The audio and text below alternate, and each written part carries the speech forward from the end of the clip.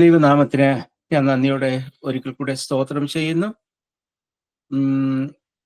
നമ്മൾ കഴിഞ്ഞ ദിവസങ്ങളിൽ തുടർന്നുകൊണ്ടിരുന്ന ബൈബിൾ സ്റ്റഡി തുടരുന്നു. അതിലെ നമ്മൾ കഴിഞ്ഞ ദിവസം വായിച്ച ആ വേദഭാഗം യോഹന്നാന്റെ സുവിശേഷം 17-ാം അധ്യായം അതിന്റെ 3-ാം വാക്യം. ഏകസത്യമായ ദൈവമായ നിന്നെയും നീ അയച്ചിരിക്കുന്ന യേശുക്രിസ്തുവിനെയും അറിയുന്നത് തന്നെ നിത്യജീവനാകുന്നു. ഈ വാക്യത്തെ ആസ്പദമാക്കിയാണ് നമ്മൾ പഠിച്ചുകൊണ്ടിരുന്നത്. അതിൽ ദൈവത്തിന്റെ പല പ്രത്യേകതകൾ, സ്വഭാവ വിശേഷതകൾ ഒക്കെ നമ്മൾ കഴിഞ്ഞ ദിവസങ്ങളിൽ കുറേശ്ശെയായിട്ട് നമ്മൾ ഡിസ്കസ് ചെയ്തു. അതിലെ ദൈവത്തിന്റെ നേച്ചർ, ആട്രിബ്യൂട്ട്സ്, ഇതെല്ലാമായിരുന്നു നമ്മൾ സ്റ്റഡി ചെയ്തുകൊണ്ടിരുന്നത്. പക്ഷെ ഒരു കാര്യം ശ്രദ്ധിക്കേണ്ടത്, നമ്മൾ ഈ ദൈവത്തിന്റെ ഈവൻ ഒരു ചെറിയ സ്വഭാവമാണെങ്കിൽ പോലും അതിനെ മുഴുവനായിട്ടൊന്നും നമുക്ക് പഠിക്കാൻ പറ്റില്ല.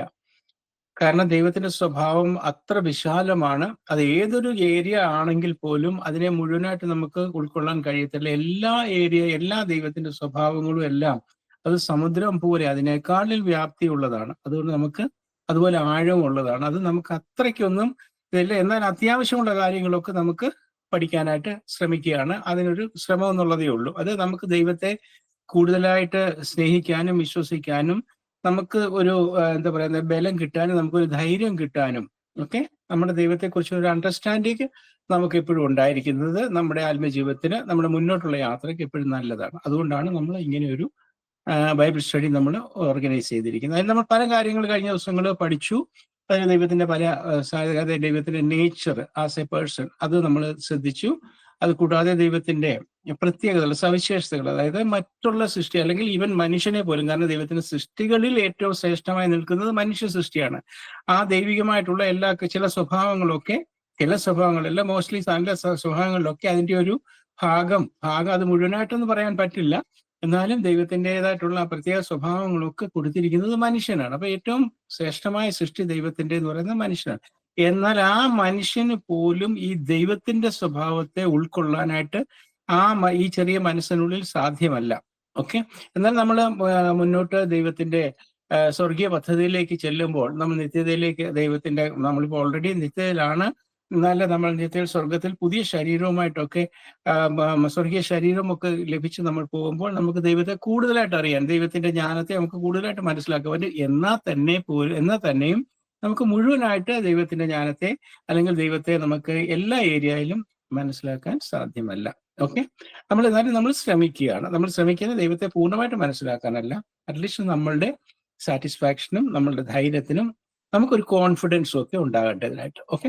ഇപ്പൊ നമ്മൾ കഴിഞ്ഞ ദിവസങ്ങൾ വായിച്ചിരുന്ന ആ വാക്യത്തിലെ ചില ഭാഗങ്ങൾ, ഇന്ന് നമ്മൾ ശ്രദ്ധിക്കാൻ പോകുന്ന ദൈവത്തിന്റെ പ്രത്യേക സവിശേഷതകൾ, ആട്രിബ്യൂട്ട്സ് നമ്മൾ പഠിച്ചിരുന്ന പല വിഷയങ്ങൾ പഠിച്ചിരുന്ന ഇന്ന് ഈ കഴിഞ്ഞ ദിവസങ്ങൾ നമ്മൾ പഠിച്ച് ഒരു പകുതി ഭാഗമാക്കി നിർത്തിയിരുന്നത് ദൈവത്തിന്റെ ജ്ഞാനത്തെ കുറിച്ചായിരുന്നു. ഗോഡ് ഈസ് ഓംനിസെന്റ്, ദൈവിക ജ്ഞാനത്തെ കുറിച്ച്, സർവജ്ഞാനി എന്നുള്ള ആ സബ്ജക്ട്, ആ വിഷയത്തെ ആസ്പദമാക്കി ദൈവത്തിന്റെ ജ്ഞാനം, നമുക്ക് ദൈവത്തിന്റെ ജ്ഞാനത്തിന് ഈക്വലന്റ് ആയിട്ട് അല്ലെങ്കിൽ അതിനോട് തുല്യമായിട്ട് ഈവൻ അതിന്റെ അടുത്ത് പോലും എത്താൻ പറ്റിയ ജ്ഞാനമുള്ള ഏതെങ്കിലും കാര്യങ്ങൾ ആരെങ്കിലും, ഇനി അത് എത്ര സോഫിസ്റ്റിക്കേറ്റഡ് ആയിട്ടുള്ള അത് കമ്പ്യൂട്ടർ ആയിക്കൊള്ളട്ടെ, ബുദ്ധിമാനായ മനുഷ്യനായിക്കൊള്ളട്ടെ, ആർക്കെങ്കിലും അത്രയൊരു ജ്ഞാനം, ദൈവത്തിന് അത്രയുള്ള ജ്ഞാനം കിട്ടും? ദൂതന്മാർക്ക് കിട്ടും, ആർക്കും കിട്ടത്തില്ല, ആർക്കും ഇല്ല.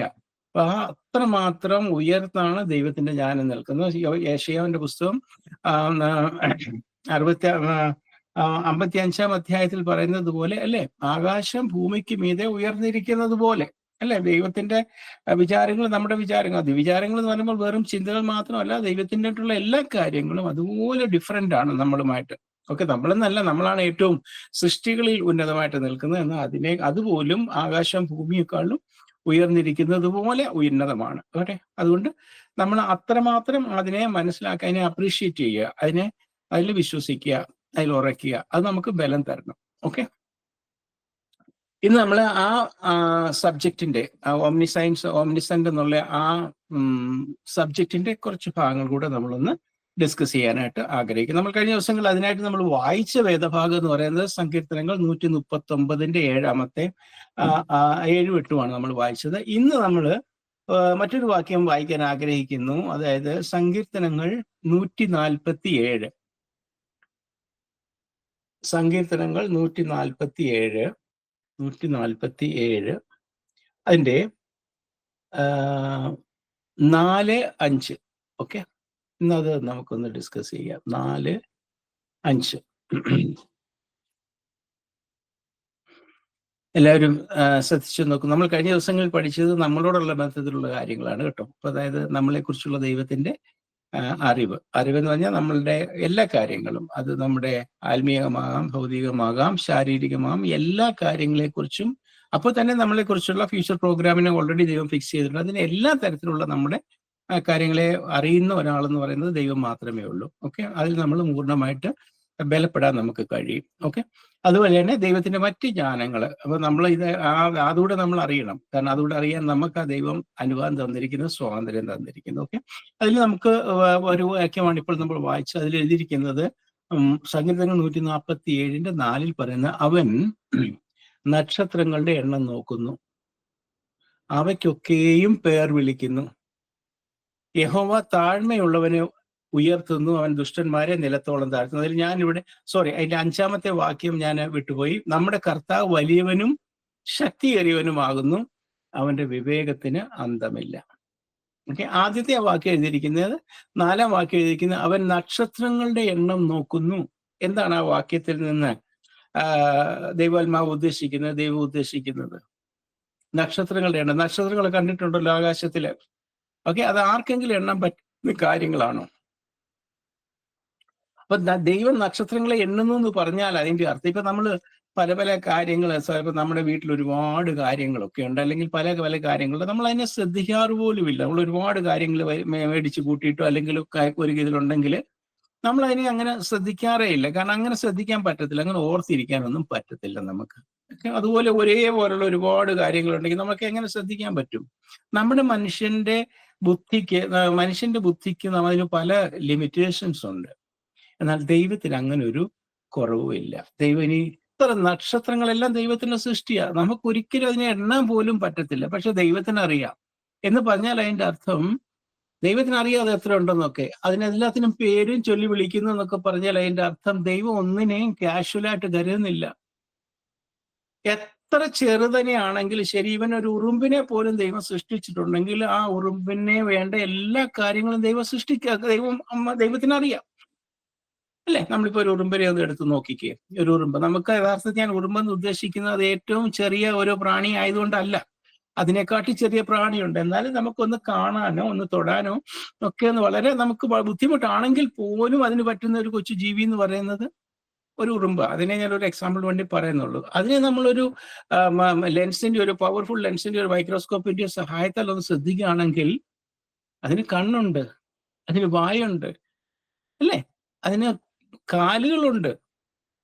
അതിനെന്താ ഇല്ലാത്ത? നമ്മുടെ ശരീരത്തിൽ കാണപ്പെടുന്ന എല്ലാം അതിൻ്റെതായിട്ടുള്ള ഒരു ചെറിയ അളവിൽ അതിനുണ്ട്. പക്ഷേ അത് ഫുൾ കംപ്ലീറ്റ്ലി പെർഫോമിങ്ങുമാണത്. മനസ്സിലായോ? നമ്മൾ വിചാരിക്കുന്നത് നമ്മുടെ ശരീരം, നമ്മളങ്ങനെ വിചാരിക്കുന്നില്ല, എന്നാലും നമ്മുടെ ശരീരത്തിനൊക്കെ ഉള്ളതുപോലെ അതുപോലെ അതിന് വേണ്ടത് കൊടുത്തിട്ടുണ്ട്. അതിന് നമ്മൾ ആലോചിക്കുക, നമ്മുടെ ശരീരത്തിനകത്ത് മാംസമുണ്ട്, അസ്ഥിയുണ്ട്, മറ്റു പല കാര്യങ്ങളുണ്ട്. അപ്പൊ അതിന്റെ ഒരു കുഞ്ഞു കാലോ കയ്യോ എടുത്തിട്ട് നോക്കിയാലും അതിന് വേണ്ടതെല്ലാം അതിനകത്തുണ്ട്. അതിന്റെ വേണ്ട മാംസം പോലുള്ള കാര്യങ്ങൾ അതിനകത്തുണ്ട്. അത്ര സൂക്ഷ്മമായിട്ടുള്ള കാര്യങ്ങൾ പോലും സൃഷ്ടിക്കാൻ കഴിവുള്ളവനാണ് ദൈവം. ഇതെല്ലാം ദൈവം സൃഷ്ടിച്ചതല്ലേ, അല്ലേ? അപ്പൊ അത്ര സൂക്ഷ്മത ദൈവത്തിനുണ്ട്. അതാണ് അതിന്റെ ദൈവത്തിന്റെ സൂക്ഷ്മത. അപ്പൊ ദൈവത്തിന്റെ സർവശക്തിത്വം എന്ന് പറയുമ്പോൾ അതിനകത്ത് ദൈവത്തിന്റെ സൂക്ഷ്മത ഉൾപ്പെടും. ആ സർവശക്തിത്വത്തിലുള്ളതാണ് സൂക്ഷ്മതയും. അപ്പൊ നമ്മൾ ദൈവത്തെ ഒരു സർവശക്തിമാൻ എന്നൊക്കെ പറയുമ്പോൾ അതിന്റെ ഒരു വലിയ വലിയ കാര്യങ്ങളും വലിയ ഹെവി ആയിട്ടുള്ള കാര്യങ്ങളും അങ്ങനെയുള്ള കാര്യങ്ങൾ മാത്രമല്ല എടുക്കേണ്ടത്. ചെറുതിൽ ചെറുതായത്, നമുക്ക് ഒരിക്കൽ പോലും ചിന്തിക്കാൻ പോലും കഴിയാത്ത ആറ്റമോ എന്ത് വേണമെങ്കിലും അതിനകത്തുള്ള എന്ത് കാര്യങ്ങൾ, അതിനെല്ലാം പെർഫെക്ഷനോടുകൂടി സൃഷ്ടിക്കാനും അതിനെ കരുതാനും കാണാനും കാണാനും ഒക്കെ കഴിവുള്ള ഒരാളാണ് ദൈവം. അപ്പം ദൈവത്തിന്റെ ദൃഷ്ടിയിൽ നിന്ന് ഒന്നും മറിഞ്ഞിരിക്കുന്നില്ല എന്ന് മാത്രമല്ല, സൃഷ്ടിച്ച എല്ലാത്തിനെയും കുറിച്ച് ദൈവത്തിന് വിചാരമുണ്ട്. ദൈവം അതിനെല്ലാം ശ്രദ്ധിക്കുന്നുണ്ട്. ഇപ്പൊ നമ്മളൊരു ഉറുമ്പിനെ ദൈവം ഒരു ഉറുമ്പിനെ സൃഷ്ടിച്ചിട്ട് അതിന് വേണ്ടത് ചെയ്യാതിരിക്കുമോ? അതിന് വായുവെല്ലാം സൃഷ്ടിച്ച് വായെല്ലാം ഉണ്ടാക്കി കൊടുത്തിട്ട് അതിന് ആഹാരം ഉണ്ടാക്കാതെ വെക്കുമോ ദൈവം? അതിനുള്ള ആഹാരം പോലും ദൈവം എല്ലാം വ്യവസ്ഥ ചെയ്തിട്ടുണ്ട്. അതിന് ജീവിക്കേണ്ട, അതിനെങ്ങനെ ആവശ്യമുള്ള അതെല്ലാം വെച്ചിട്ടുണ്ട്.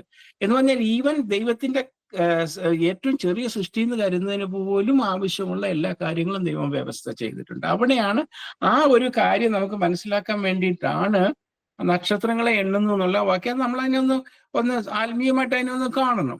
ഓക്കെ, അങ്ങനെ ആണെങ്കിൽ അവിടെ നമുക്കുള്ള കാര്യം വെച്ചാൽ, അങ്ങനെ ആണെങ്കിൽ ഒരു ഉറുമ്പെന്ന് പറയുന്നതിന് നമ്മൾ പോലും അതിന് വില കൊടുക്കാറില്ല, അതിനെ നമ്മൾ മൈൻഡ് ചെയ്യാറില്ല, ശ്രദ്ധിക്കാറില്ല. അങ്ങനെ ആണെങ്കിൽ ദൈവത്തിന് സ്വന്തം മക്കളായിട്ടുള്ള നമ്മളെ കുറിച്ചുള്ള വിചാരം ഒന്ന് ചിന്തിച്ച് നോക്കിക്കേ. ഓക്കെ, അപ്പൊ അതാണ് ആ ഭാഗത്ത് നിന്ന് പറയുന്നത്. അപ്പൊ അത്രയും നിസ്സാരമെന്ന് നമ്മൾ കാണുന്നതിനെ പോലും ദൈവം ശ്രദ്ധിക്കുന്നെങ്കിൽ സ്വന്തം മക്കളെ ദൈവം എത്രമാത്രം ശ്രദ്ധിക്കും. ഓക്കെ, ഇതൊക്കെയാണ് നമുക്ക് കോൺഫിഡൻസ് അല്ലെങ്കിൽ ധൈര്യമൊക്കെ നമുക്ക് തരുന്ന ഓരോ കാര്യങ്ങൾ എന്ന് പറയുന്നത്. ഓക്കെ, അതുകൊണ്ടാണ് അവിടെ എഴുതിയിരിക്കുന്നത്, അവൻ നക്ഷത്രങ്ങളുടെ എണ്ണം നോക്കുന്നു, അവയ്ക്കൊക്കെയും പേർ വിളിക്കുന്നു. He knows everything personally. അവരെ എല്ലാവരെയും വ്യക്തിപരമായിട്ട് പേര് ചൊല്ലി വിളിക്കുന്നു എന്ന് പറയുമ്പോൾ it is A personal knowledge. എല്ലാം വ്യക്തികൾ, അല്ലാതെ ഒരു കൂട്ടമായിട്ട് നിൽക്കുന്ന കൂട്ടമായിട്ടുള്ള അറിവ് എന്നുള്ളതല്ല. അതുകൊണ്ട് അതല്ല ഇൻഡിവിജ്വൽ ആയിട്ട് ആളിന്റെ ക്വാളിറ്റീസ്, ആളിന്റെ വീക്ക്നെസ്, ആളുടെ ശക്തി, അതിന്റെ plus points, minus points, everything he knows it. Okay, നമ്മുടെ കുറവശങ്ങളെയൊക്കെ അറിഞ്ഞുകൊണ്ടാണ് ദൈവം നമ്മളെ വിളിച്ചത്, അല്ലാതെ നമ്മൾ പെർഫെക്റ്റ് ആയതുകൊണ്ടൊന്നുമല്ല. പക്ഷെ ആ കുറവശങ്ങളെ നമുക്ക് പെർഫെക്ഷനിലേക്ക് ദൈവത്തിന് കൊണ്ടുവരാൻ കഴിയുമെന്ന് ദൈവത്തിന് അറിയാം. ദൈവം നമ്മളെ വിശ്വസ്തര നെണ്ണിയിരിക്കുകയാണ്. വിളിക്കുമ്പോൾ നമ്മൾ വിശ്വസ്തരായിട്ടല്ല, മറിച്ച് ആ അവിശ്വസ്തരായിട്ടുള്ളവരാണെങ്കിലും അതിൽ നിന്ന് ആ വിശ്വസ്തരെ വിശ്വസ്തരാക്കാൻ ദൈവത്തിന് കഴിയും എന്ന് ദൈവത്തിന് വിശ്വാസം ഉള്ളത് കൊണ്ടാണ് ദൈവം നമ്മളെ വിളിച്ചിരിക്കുന്നത്. So he knows everything. നമ്മൾ ദൈവത്തിന്റെ ഓംനിസെൻസിനെ കുറിച്ചാണ് നമ്മളിപ്പോൾ പഠിച്ചുകൊണ്ടിരിക്കുന്നത്. അവിടെ എനിക്ക് അവൻ നക്ഷത്രങ്ങളുടെ എണ്ണം നോക്കുന്നു, അവൻ അവയ്ക്കൊക്കെയും പേർ വിളിക്കുന്നു. പിന്നെ നമ്മുടെ കർത്താവ് വലിയവനെന്ന് പറഞ്ഞു കഴിഞ്ഞാൽ നമ്മൾ ചിന്തിക്കുന്ന ഒരു വെറും വലിയവനെന്ന് പറയുന്ന ഒരു കുറച്ച് വലുത്, അങ്ങനെയുള്ള ഒരു അർത്ഥത്തിലല്ല. അതിനെക്കാട്ടി വലുതായിട്ട് ആരും ഇല്ല. അത് വലുതായിട്ട് പറഞ്ഞാൽ അത് ഏത് തരത്തിലുള്ള വലിപ്പമാകാം, സൈസിലുള്ള വലിപ്പമാകാം, മഹത്വത്തിലുള്ള വലിപ്പമാകാം, ബുദ്ധിയിലുള്ള വലിപ്പമാകാം, അറിവിലുള്ള വലിപ്പമാകാം, സ്വഭാവത്തിലുള്ള വലിപ്പമാകാം, നിർമ്മലതയിലുള്ള വലിപ്പമാകാം, ഓക്കെ, അതുപോലെ വിശുദ്ധിയിലുള്ള വലിപ്പമാകാം. ഏതൊരു കാര്യത്തിലും ആ ഒരു വലിപ്പത്തിനെക്കാട്ടില് മേളിലോട്ട് ഒന്നില്ല. ഇതെന്തിനാണ് പറയുന്നതെന്ന് വെച്ചാൽ, ആ ദൈവമാണ് എന്റെയും നിങ്ങളുടെയും ദൈവം. അതുകൊണ്ട് ആ ദൈവത്തിൽ നമുക്ക് ഉറപ്പുണ്ട്, വിശ്വാസമുണ്ട്, ധൈര്യമുണ്ട്, അല്ലേ? അതിനു വേണ്ടിയിട്ടാണ് ഇത് കാര്യങ്ങളൊക്കെ പറഞ്ഞിരിക്കുന്നത്. ഓക്കെ, അതുകൊണ്ട് നമ്മുടെ കർത്താവ് വലിയവനും ശക്തിയേറിയവനും എന്ന് പറഞ്ഞു കഴിഞ്ഞാൽ നമ്മൾ മലയാളത്തിൽ പറയുമ്പോൾ അതിനെ ഒരു വലിയ ഇതായിട്ടൊന്നും അറിയുന്നില്ല. അതിനപ്പുറം ഒരു ശക്തി ഒരിടത്തും ആർക്കും ഇല്ല. ഓക്കെ, അത് ഏത് തരത്തിലുള്ള ശക്തിയാണെങ്കിലും, ഇപ്പൊ ഞാനിപ്പം ഉറുമ്പിന്റെ കാര്യം പറഞ്ഞാൽ, അത്രയും മൈന്യൂട്ടുള്ള കാര്യങ്ങളെ കുറിച്ച് നല്ല അത്ര ആഗതമായിട്ട് ചിന്തിച്ച് അതിനുവേണ്ട കാര്യങ്ങൾ ചെയ്യാനുള്ള ആ ശക്തി, അത് ചെറുതാണെന്ന് നമുക്ക് തോന്നിയാലും അതും ഇവിടെ ഉള്ള മറ്റൊരാർക്കും ഇല്ല. അത് ചെറുതിലേക്കുള്ളതായാലും വലുതിലേക്കുള്ളതായാലും ഒന്നും ദൈവത്തെ പോലെ ശക്തിയുള്ളത് മറ്റാരുമില്ല. So he knows every small and big things, every minute things. Okay, and the biggest thing, everything. Okay, എല്ലാം നമ്മുടെ ദൈവത്തിന്. അപ്പൊ ദൈവത്തിന്റെ ജ്ഞാനം, അത് നമ്മൾ ദൈവത്തിന്റെ ജ്ഞാനത്തിൽ എല്ലാ കാര്യങ്ങളും ദൈവത്തിന് അറിയാം. പക്ഷെ അതോടൊപ്പം തന്നെ ദൈവം തന്നെ സൃഷ്ടിച്ചിരിക്കുന്ന എല്ലാ കാര്യങ്ങളെയും, അതിന് ഒരു ഉറുമ്പിനെ പോലും ദൈവം ഇഗ്നോർ ചെയ്യുന്നില്ല. അത് നമ്മൾ സങ്കീർത്തനത്തിനകത്ത് പറയുന്ന കുരുകിലിനെ കുറിച്ചൊക്കെ മത്തായിയുടെ സുവിശേഷത്തിലൊക്കെ പറയുന്നല്ലേ, ഏറിയ കുരുകിലിനേക്കാളും നിങ്ങൾ വിലയുള്ളവരല്ലേ, അല്ലെ? 2 കോയിൻസും 2 വെള്ളിക്കാശിനും 5 കുരുകിലിനെ വിൽക്കുന്നതെന്ന് പറയുമ്പോൾ എങ്ങനെ ചിലർ പറയാറുണ്ട്, ഞാൻ കേട്ടിട്ടുണ്ട് ഇങ്ങനെ, അതായത് എന്താ, ഒരു കുരുകിലിന് 2 കുരുകിലിന് 5 വെള്ളിക്കാശ്. അപ്പൊ ഒരു വെള്ളിക്കാശിന് 2 കുരുകിൽ, അത്രേ വിലയുള്ളൂ. ആ വെള്ളിക്കാശ് തന്നെ ഏറ്റവും അന്നുണ്ടായിരുന്ന കോയിൻസിലെ ഏറ്റവും ലോവസ്റ്റ് ഡിനോമിനേഷൻ ആണ് അത്. അതിന് 2 കുരുകിൽ കിട്ടും. എന്നിട്ട് 2 കുരുകിൽ 2 പൈസയ്ക്ക് അപ്പൊ എത്ര കിട്ടണം? 4. 2 കോയിന് 4 എണ്ണം കിട്ടണം. പക്ഷെ ഒരെണ്ണം എക്സ്ട്രാ കിട്ടുമെന്ന്. അപ്പൊ അത്രമാത്രം വിലയില്ലാത്ത ആ കുരുകിലിനെ പോലും ദൈവം ശ്രദ്ധിക്കുന്നു. ഓക്കെ, പിന്നെ അതുപോലെ വേറെടുത്ത് പറയുന്നുണ്ടല്ലേ, ഞാൻ അറിയാതെ നിങ്ങളുടെ തലയിലെ ഒരു മുടി പോലും താഴെ വീഴത്തില്ല. നമ്മൾ എത്രയോ മുടി താഴെ വീഴുന്നു, നമ്മൾ അറിയുന്നുണ്ടോ? ഇല്ല. പക്ഷെ ദൈവം ആ പറഞ്ഞിരിക്കുന്ന ദൈവം നമ്മുടെ മുടിയുടെ എണ്ണ എടുക്കുന്നു എന്നുള്ള ഒരു അർത്ഥത്തില്ല. ഈവൻ ദാറ്റ് നമ്മൾ പോലും നോട്ടീസ് ചെയ്യാത്ത, നമ്മൾ ഇഗ്നോർ ചെയ്യുന്ന നമ്മുടെ ചെറിയ കാര്യങ്ങളെ പോലും നമ്മുടെ ദൈവത്തിന് ശ്രദ്ധയുണ്ട്.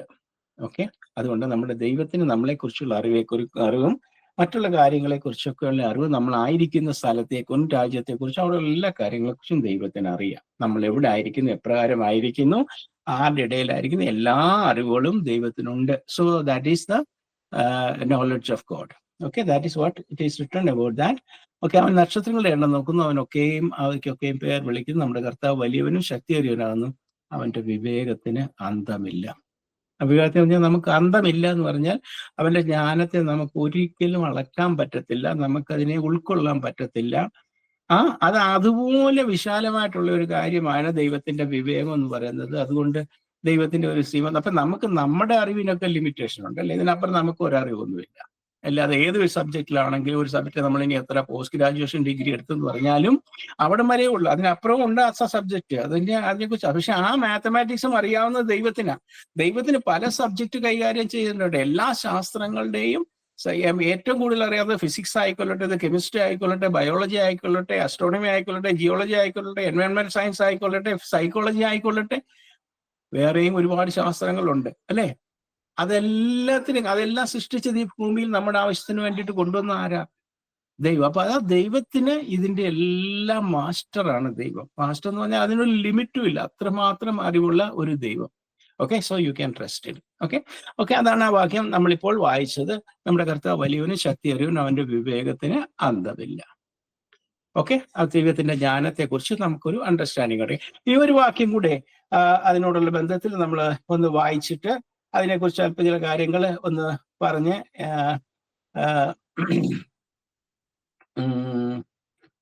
യെശയ്യാവിന്റെ പുസ്തകം 40-ാം അധ്യായം അതിന്റെ 13-14 വാക്യം. യെശയ്യാവിന്റെ പുസ്തകം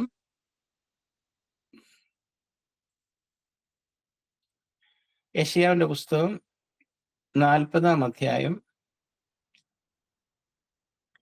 അതിന്റെ യെശയ്യാവിന്റെ പുസ്തകം 40-ാം അധ്യായം അതിന്റെ 13-14 വാക്യം. നിങ്ങളും എടുത്ത് വായിക്കുക. 13-14.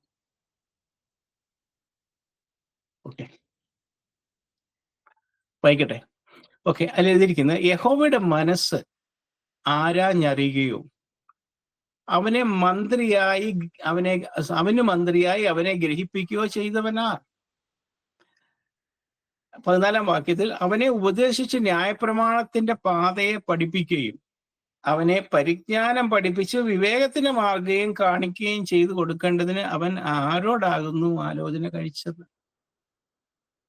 എന്ന് പറഞ്ഞാൽ, പ്രൈസ് ദി ലോർഡ്, ദൈവം ചോദിക്കുക, ദൈവമാണല്ലോ ഇതെല്ലാം സൃഷ്ടിച്ചത്, ദൈവത്തിന് ജ്ഞാനമല്ല. ആരെങ്കിലും ദൈവത്തെ ഉപദേശിക്കാനുണ്ടായിരുന്നോ? അല്ലെങ്കിൽ ദൈവം ആരോടെങ്കിലും ഉപദേശം ചോദിച്ചോ?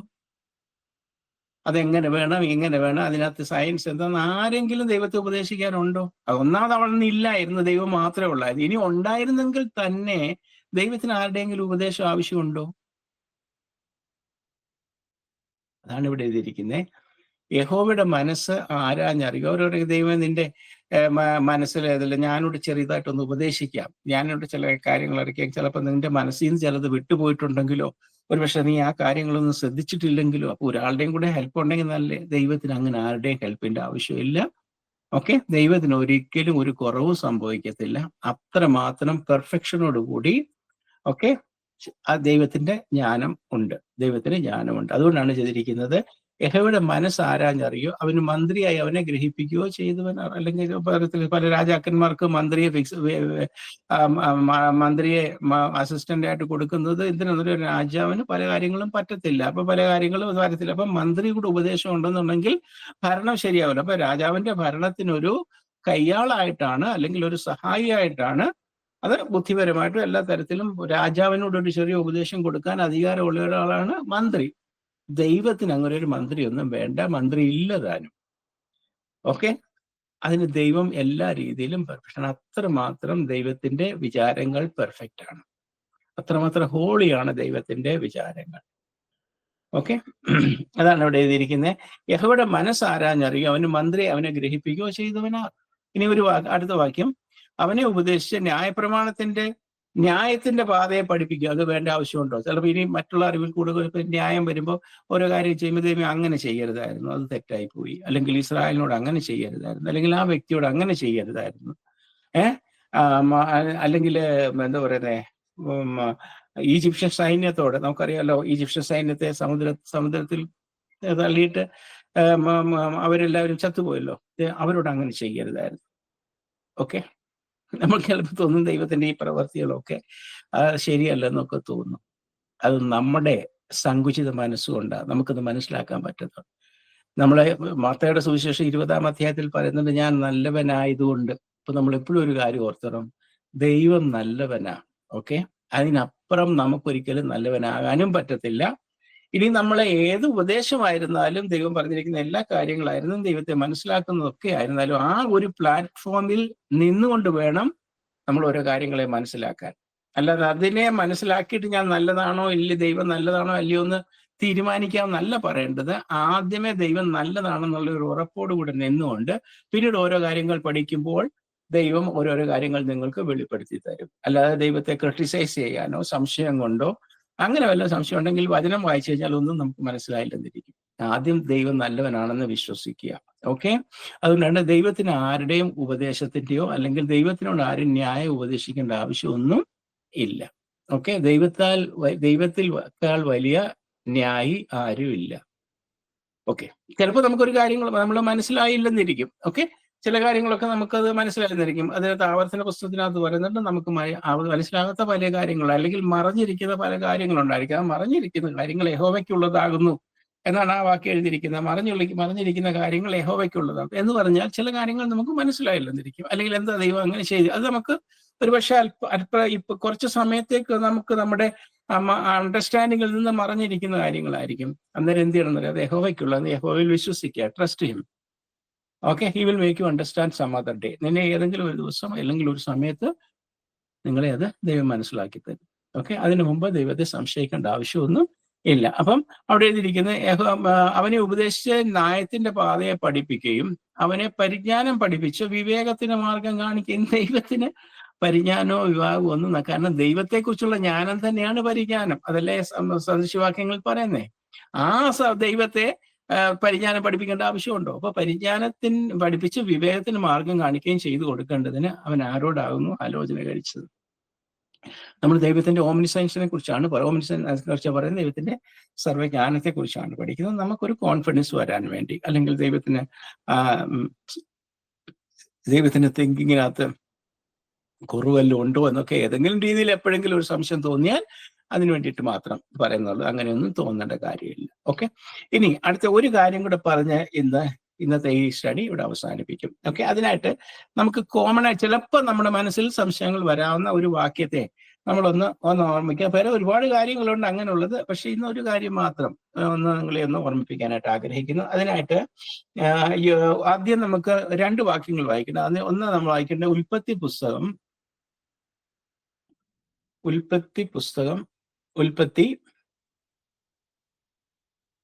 അതിന്റെ 1-ാം അധ്യായത്തിന്റെ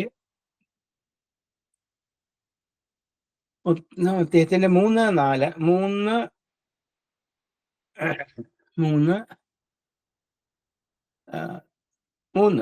ഓക്കെ, 3-4 വായിച്ചിട്ട് പിന്നെ അങ്ങനെ വേറെ ഒരുപാട് വാക്യങ്ങളുണ്ട്. 11-ാം വാക്യത്തിലൊക്കെ അത് എഴുതിയിട്ടുണ്ട്. അതിനകത്ത് ചെറിയ പ്രത്യേക കാര്യം മാത്രം ഒന്ന് നിങ്ങളെ നോട്ട് ചെയ്യാൻ വേണ്ടി, അതല്ലാതെ മുഴുവനും അതിനെ എക്സ്പ്ലെയിൻ ചെയ്യാനല്ല ഉദ്ദേശിക്കുന്നത്. ആ 3-ാമത്തെ എഴുതിയിരിക്കുന്നത് ദൈവം സൃഷ്ടിച്ചപ്പോഴുള്ള ദൈവം സൃഷ്ടിച്ചതിനെ കുറിച്ചുള്ള ആ ഭാഗത്ത് പറയുന്ന കാര്യങ്ങളാണ്. ഒന്ന് ശ്രദ്ധിക്കണേ. വെളിച്ചം ഉണ്ടാകട്ടെ എന്ന് ദൈവം കൽപ്പിച്ചു, വെളിച്ചം ഉണ്ടായി. ഓക്കെ, അത് കഴിഞ്ഞിട്ട് വെളിച്ചം നല്ലത് എന്ന് ദൈവം കണ്ടു. ഇനി അതുപോലെ മുന്നോട്ടുള്ള തുറന്നുള്ള 7 ദിവസത്തെ 7-ാം ദിവസം ദൈവം റെസ്റ്റ് എടുത്തല്ലോ. 6 ദിവസമുള്ള സൃഷ്ടി എല്ലാത്തിലും സൃഷ്ടിച്ചപ്പോൾ ദൈവം അതിനെക്കുറിച്ച് ഓരോ സൃഷ്ടിയെക്കുറിച്ചും ഒന്ന് ഒബ്സർവ് ചെയ്തിട്ട് കമന്റ് പറഞ്ഞിരിക്കുന്നത് നല്ലത് നല്ലത് നല്ലത്. Means it is good, it is well done. Means he is appreciating himself. സ്വയമേ ദൈവം തന്നെ താൻ ചെയ്ത് നല്ലതാണെന്ന്, കാരണം ദൈവത്തിന് മുകളിൽ വേറെ ആരും ഇല്ലല്ലോ എന്ന് അപ്രീഷിയേറ്റ് ചെയ്യാൻ. ദൈവം ചെയ്തതിനെ മനസ്സിലാക്കാൻ ദൈവത്തെക്കാൾ വലുതായിട്ട് ആരുമില്ല. അപ്പൊ ദൈവം സ്വയമേ തന്നെ അപ്രീഷിയേറ്റ് ചെയ്ത്, അല്ലാതെ ദൈവത്തിന് വലുതാകാൻ വേണ്ടിയിട്ടൊന്നും അല്ല. ദൈവം പറഞ്ഞാൽ it's good, I have done it better, good. ഞാൻ ഇങ്ങനെ എന്തെല്ലാം ആലോചിച്ചു അതിനെല്ലാം പറ്റിയ രീതിയിലുള്ള സൃഷ്ടിയാണ് എന്ന് വെച്ചാൽ ദൈവം അപ്പം ഞങ്ങൾ സൃഷ്ടിച്ചു. ഞാൻ ലോകത്തെക്കുറിച്ചൊന്ന് പറയാനായിട്ടായി വന്നേ. കാരണം ലോകത്തെക്കുറിച്ച് നമുക്ക് വളരെ തെറ്റായ ധാരണകളൊക്കെ ഉണ്ടല്ലോ. കാരണം ഇപ്പൊ ലോകത്തിലെ ദൈവം വേറൊരാളാണ് എന്നൊക്കെ നമുക്ക് എപ്പോഴും പലപ്പോഴും കേൾക്കുന്നുണ്ട്. പക്ഷെ ലോകം സൃഷ്ടിച്ചതൊക്കെ ദൈവമാണ്, ലോകം ദൈവത്തിൻ്റെതാ കേട്ടോ. ലോകം ആരുടെ കയ്യിലും ദൈവം കൊടുത്തിട്ടുമില്ല. പിന്നെ കുറച്ച് സമയത്തേക്ക് ചില ആൾക്കാരെ മീൻസ് പിശാചിനെയൊക്കെ ദൈവം ഇവിടെ ലോകത്തിൽ വിഹരിക്കാൻ കൊടുത്തിരിക്കുന്ന ചില പ്രത്യേക ഉദ്ദേശങ്ങളോട് കൂടി, അല്ലാതെ ലോകം ദൈവത്തിന്റെയോ ലോകം പിശാചിന്റെയോ ഒന്നും അല്ല. ഓക്കെ, പിശാചിനെ ദൈവത്തിന് അറിയാൻ നിലയ്ക്ക് നിർത്താൻ, അത് അത്യാവശ്യത്തിന് ദൈവം ഉപയോഗിക്കുകയാണ് അവനെ. അതിനെക്കുറിച്ചൊക്കെ ഇപ്പോൾ നമുക്ക് നമ്മുടെ സബ്ജക്റ്റിന്റെ വെളിയിലുള്ള കാര്യങ്ങളായതുകൊണ്ട്, ഇപ്പോഴത്തെ സബ്ജക്റ്റിന് വെളിയിലുള്ളതായതുകൊണ്ട് ഞാൻ അതിനെക്കുറിച്ച് ഇപ്പോൾ എക്സ്പ്ലെയിൻ ചെയ്യാൻ ആഗ്രഹിക്കുന്നില്ല. ഇതിനോട് ചേർന്ന് മറ്റൊരു വാക്യം കൂടെ വായിക്കാൻ ആഗ്രഹിക്കുന്നു. അതായത് അതിന് യോഹന്നാന്റെ സുവിശേഷം 3-ാം അധ്യായം 16-ാം വാക്യം അതെടുക്കാം. യോഹന്നാന്റെ സുവിശേഷം 3-ാം അധ്യായം 16-ാം വാക്യം. നമ്മള് ബൈബിളിൽ എല്ലാ വേർഡ്സും വളരെ മഹത്വമുള്ളതാണ്, വളരെ പ്രധാനപ്പെട്ടതാണ്. എന്നാൽ അപ്പോൾ തന്നെ ചില വചനങ്ങള്, ചില ചാപ്റ്റേഴ്സ്, ചില ബുക്കുകൾ, അതൊക്കെ മറ്റ് വചനങ്ങളെക്കാളും ചാപ്റ്റേഴ്സിനേക്കാളും ബുക്കുകളെക്കാളും ഒക്കെ കുറച്ച് ആത്മീയ പ്രാധാന്യമുള്ള വാക്യങ്ങളായിട്ട് അങ്ങളാണ്. അത് പല ദൈവദാസ സ്കോളേഴ്സും ഒക്കെ എല്ലാവരും സമ്മതിക്കുന്ന ചില കാര്യങ്ങൾ. അതിൽ ഏറ്റവും പ്രധാനപ്പെട്ട ഒരു വാക്യത്തിലേക്കാണ് നമ്മളിപ്പോൾ വന്നത്. ജോൺ 3:16 അല്ലേ? ജോൺ 3:16 എന്നെടുത്ത് നമ്മളിപ്പോഴും കാണാതെ പഠിച്ച് എല്ലാവർക്കും അറിയാവുന്ന ഒരു വാക്യമാണത്. എന്നാൽ അതൊന്നുകൂടെ വായിക്കാം. അത് ഏറ്റവും വലിയ ഫേമസ് ആയ ഒരു വാക്യമാണ്. ഓക്കെ, നമുക്കറിയാലോ 4 സുവിശേഷങ്ങളിൽ തന്നെ ഏറ്റവും കൂടുതൽ ആൾക്കാർ വായിച്ചിട്ടുള്ളതും ആൾക്കാരെ ആത്മീയമായിട്ട് പ്രോത്സാഹിപ്പിച്ചിട്ടുള്ളതും പ്രചോദനം കൊടുത്തിട്ടുള്ളതും കർത്താവിലേക്ക് നയിച്ചിട്ടുള്ള ബുക്ക് എന്ന് പറയുന്നത് യോഹന്നാന്റെ സുവിശേഷം. എന്നാൽ കരുതി ബാക്കി 3 സുവിശേഷം ഇമ്പോർട്ടൻസ് ഇല്ലെന്നൊന്നും അല്ല. മറ്റുള്ള ബുക്കുകൾ, അതുപോലെ വേറെ ഒരുപാട് ബുക്കുകളുണ്ട്, ചില ചാപ്റ്റേഴ്സ് ഉണ്ട്, അതുപോലെ ചില വചനങ്ങളുണ്ട്. അതിൽ ഏറ്റവും മഹത്വമുള്ള ഒരു വചനം എന്ന് എല്ലാവരും ഒരുപോലെ സമ്മതിക്കുന്ന ഒരു വചനമാണ് 3:16. ആ 16 എന്ന് പറയുന്നത്, തന്റെ ഏകജാതനായ പുത്രനിൽ വിശ്വസിക്കുന്ന ഏവനും നശിച്ചു പോകാതെ നിത്യജീവൻ പ്രാപിക്കേണ്ടതിന് ദൈവം അവനെ നൽകുവാൻ തക്കവണ്ണം ലോകത്തെ സ്നേഹിച്ചു. ഇതാണ് ആ വാക്യം. ഓക്കെ, ഇതിനെക്കുറിച്ച് ഞാൻ ഇപ്പോൾ എക്സ്പ്ലെയിൻ ചെയ്യാൻ പോകുന്ന കാര്യങ്ങളൊന്നും അല്ല. അത് സുവിശേഷത്തിൻ്റെതായിട്ടുള്ള ഒരു ഭാഗമാണ്.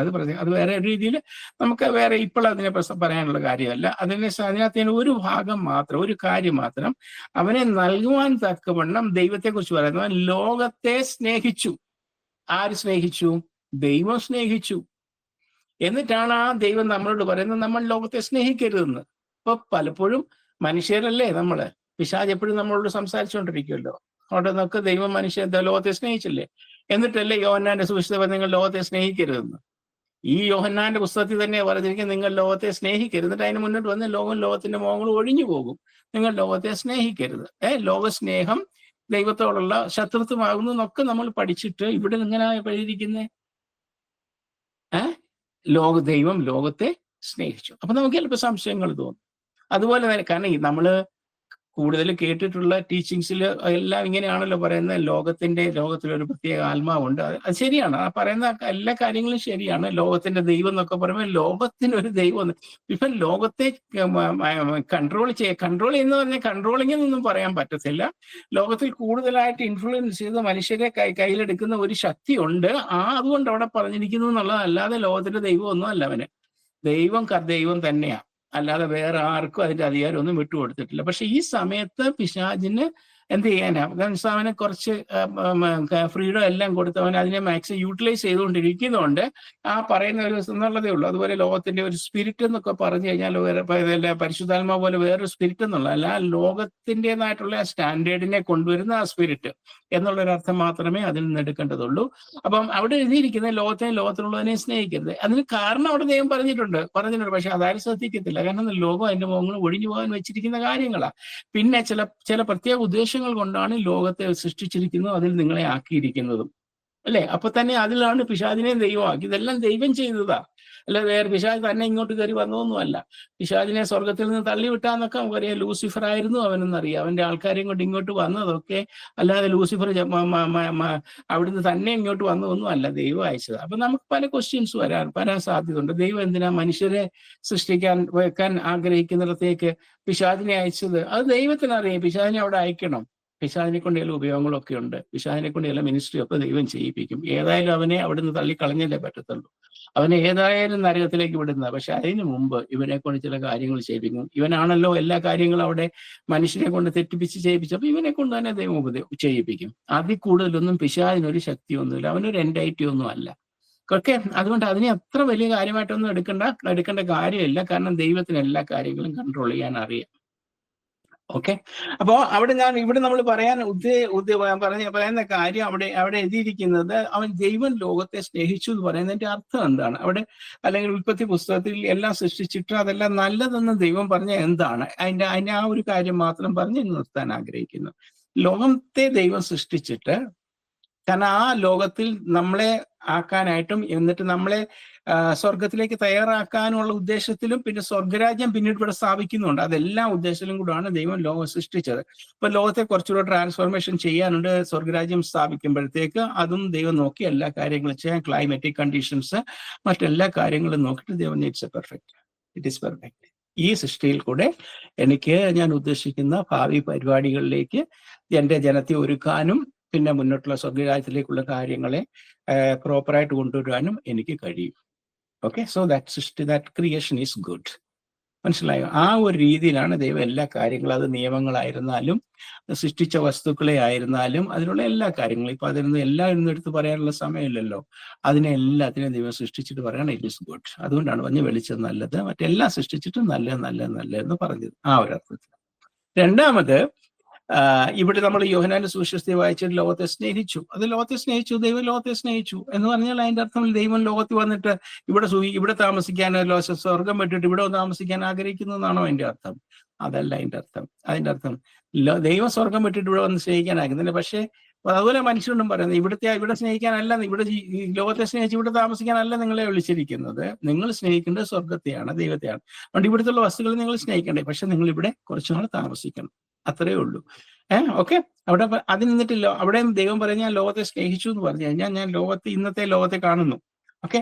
പഴയ നിയമം കഴിഞ്ഞിട്ട് ഇപ്പോൾ എങ്ങനെ ഏത് സ്റ്റാറ്റസിൽ നിൽക്കുന്നു അതാണല്ലോ, അതിനാണല്ലോ യോഹന്നാൻ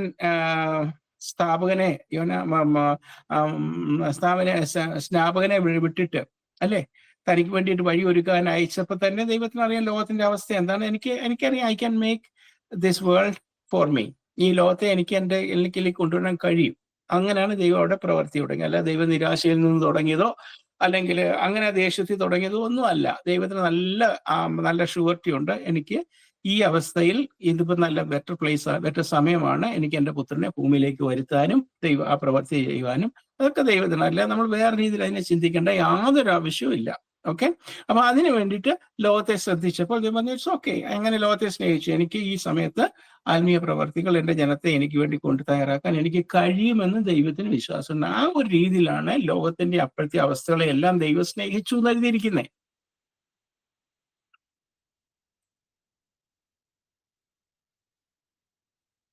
മനസ്സിലായി കാണുമെന്ന് വിശ്വസിക്കുന്നു. ഞാൻ ഇത് മാത്രമേ ഉള്ളൂ. കാരണം ദൈവത്തിന് എല്ലാം അറിയാം. അല്ലാതെ ദൈവം അറിവില്ലാതെ അല്ലെങ്കിൽ ബുദ്ധിഹീനമായിട്ട് ലോകത്തെ സൃഷ്ടിച്ചതോ അങ്ങനെ ലോകത്തിൽ ഇങ്ങനെ വന്നപ്പം ദൈവത്തിന് അയ്യോ ഇങ്ങനെയൊക്കെ പറ്റിപ്പോയല്ലോ എന്നോർത്ത് ദൈവം സോറി പറയേണ്ട കാര്യങ്ങളൊന്നുമില്ല. എല്ലാം ദൈവത്തിന്റെ ജ്ഞാനത്തെക്കുറിച്ച്, ദൈവത്തിന്റെ അറിവിനെ കുറിച്ചാണ്. അല്ലെങ്കിൽ മനുഷ്യൻ പാപം ചെയ്യുമെന്നൊക്കെ ദൈവത്തിന് അറിയാമായിരുന്നു. അപ്പൊ അതിന്റെ പ്രതിവിധികളൊക്കെ ദൈവത്തിനും അറിയായിരുന്നു. മനസ്സിലായല്ലോ? അതായത് ദൈവത്തിന്റെ അറിവിനപ്പുറം ഒന്നും തന്നെ ഇല്ല. അപ്പൊ എല്ലാ കാര്യങ്ങളും എന്ന് പറഞ്ഞാൽ ദൈവം അറിഞ്ഞുകൊണ്ട് നമ്മളെ കൊണ്ട് പാപം ചെയ്യിച്ചു എന്നൊരർത്ഥം അതിനകത്തില്ല. പക്ഷെ ഈവൻ പിശാചിന്റെ കയ്യിൽ പെട്ടു പോകുമെന്ന് ദൈവത്തിന് അറിയാം. കാരണം മനുഷ്യന്റെ മനസ്സിനെ കുറിച്ച് ദൈവത്തിന് നല്ലതുപോലെ അറിയാം. ഓക്കെ. ദൈവത്തിന് അറിയാമെന്ന് പറയുമ്പോൾ ചില ആൾക്കാരെ ഇങ്ങനെയൊക്കെ ചിന്തിക്കാം, അങ്ങനെ അറിയാമെങ്കിൽ ഭംഗി ചെയ്യിപ്പിച്ച ദൈവം അല്ലേന്ന്. അല്ല. ദൈവം എല്ലാവരുടെയും ഹൃദയങ്ങളെ ഒരുപോലെ മെനഞ്ഞിരിക്കുന്നു. ഇതിൽ ആരൊക്കെ എന്നാലും ദൈവത്തിന് വേണ്ടി നിൽക്കും, അങ്ങോട്ട് പോകും എന്നൊക്കെ അത് ദൈവത്തിന് നല്ല നോളജ് നേരത്തെ ഉണ്ട്. ഓക്കെ. എന്ന് മാത്രമേ അതിൽ നിന്ന് അർത്ഥമാക്കേണ്ടതായിട്ടുള്ളൂ. ഓക്കെ. Praise the Lord. ഇനി ഞാൻ ഇന്നത്തെ ബൈബിൾ സ്റ്റഡി ഇവിടെ നിർത്താനായിട്ട് ആഗ്രഹിക്കുന്നു. ഓക്കെ. ഇതിനെ തുടർന്ന് അല്പം കൂടെ കാര്യങ്ങൾ മുന്നോട്ട് പറഞ്ഞതിന് ശേഷം നമ്മൾ അടുത്ത സബ്ജക്റ്റിലേക്ക് പോകും. ഓക്കെ. ദൈവം നിങ്ങളെ എല്ലാവരെയും ഇന്നത്തെ ബൈബിൾ സ്റ്റഡികൾ അനുഗ്രഹിക്കട്ടെ. ഓക്കെ. ഇതെല്ലാം നിങ്ങൾ കേട്ടിട്ട് ദൈവത്തെ മഹത്വപ്പെടുത്തുക, ദൈവത്തിൽ ബലപ്പെടുക, വിശ്വാസത്തിൽ വർദ്ധിക്കുക. ദൈവം നിങ്ങളെല്ലാവരെയും അനുഗ്രഹിക്കട്ടെ.